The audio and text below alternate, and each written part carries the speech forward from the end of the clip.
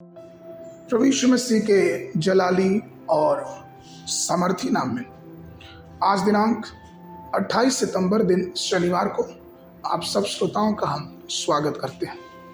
आज के दिन के लिए जो वचन है वो लिया गया है मत्ती रचित सुसमाचार उसका 28 अध्याय 18 पद। यीशु ने उनसे पास आकर कहा कि स्वर्ग और पृथ्वी का सारा अधिकार मुझे दिया गया है। प्रियो, प्रभु यीशु मसीह के पास चंगा करने का अधिकार और सामर्थ्य है। इसलिए क्योंकि जब वो आज्ञा देता था तो बीमारी उससे दूर भागती थी, अशुद्ध आत्माएं चिल्ला के निकल जाती थी। अधिकार के संबंध में बाइबल में एक बहुत अच्छी घटना वर्णन है मत्ती उसके 8 अध्याय के 9 पद में कि जब एक सूबेदार यीशु मसीह के पास आता है तो वो यीशु मसीह से इस प्रकार से कहता है, क्योंकि मैं भी पराधीन मनुष्य हूँ और सिपाही मेरे हाथ में है, और जब मैं एक से कहता हूँ कि जा तो वह जाता है और दूसरे को कि आ तो वह आता है, और अपने दास से कहता हूँ कि यह कर तो वो कहता है। सूबेदार, उस जमाने में सूबेदारों के अंडर में एक सूबेदार के पास 100 सैनिक हुआ करते थे और वो सारे सैनिक इस कार्य के लिए कार्यबद्ध रहते थे कि सूबेदार जो भी कहेगा उसे करना है, उनकी सारी आज्ञाओं का पालन करते थे। लेकिन सूबेदार को ये पता था कि इन मनुष्यों के ऊपर मेरा अधिकार है लेकिन बीमारी के ऊपर मेरा अधिकार नहीं है, और इसलिए वो यीशु मसीह के पास जाता है।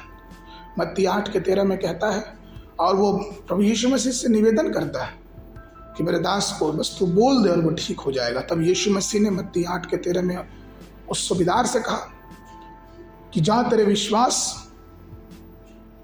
जैसा तेरा विश्वास है वैसा ही तेरे लिए हो जाएगा, और उसी घड़ी उसका सेवक चंगा हो।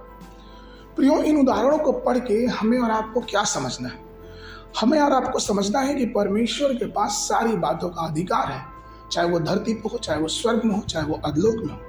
परमेश्वर के पास वो अधिकार है। परमेश्वर अगर किसी चीज को बोलता है, प्रभु यीशु में से किसी चीज को कहता है तो वो पूर्ण होता है, क्योंकि वो अधिकार उसके पास है।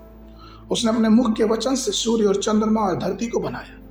उसने वचन से सब प्रकार के जंतु, पेड़ पौधे, रेंगने वाले जंतु, हर प्रकार की सृष्टि जो आज हमारी आंखें देखती हैं, जिसको हम प्राकृतिक कहते हैं, उसके वचन से हुआ।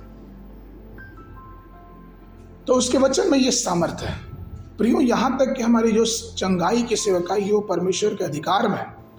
परमेश्वर ने हमें अधिकार दिया है कि तुम अगर इस पहाड़ से कहो तो ये उखड़ के गिर जाएगा और ये समुद्र में गिर जाएगा।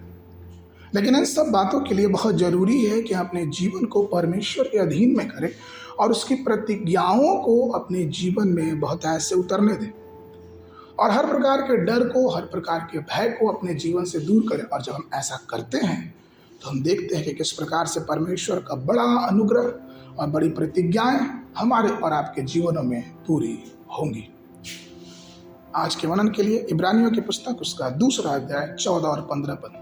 इसलिए जबकि लड़के मांस और लहू के भागी हैं तो वह आप भी उनके समान उनका सहयोगी हो गया, ताकि मृत्यु के द्वारा उसे जिसे मृत्यु पर शक्ति मिली थी अर्थात शैतान को निकम्मा कर दे, और जितने मृत्यु के भय के मारे जीवन भर दासत्व में फंसे थे उन्हें छुड़ा ले। बाइबल अध्ययन के लिए सुबह के समय यशायाह नबी की पुस्तक उसका 5 और 6 अध्याय, शाम के समय इफिसियों की पत्री उसका 1 अध्याय। परमेश्वर आप सबको आशीष देवे।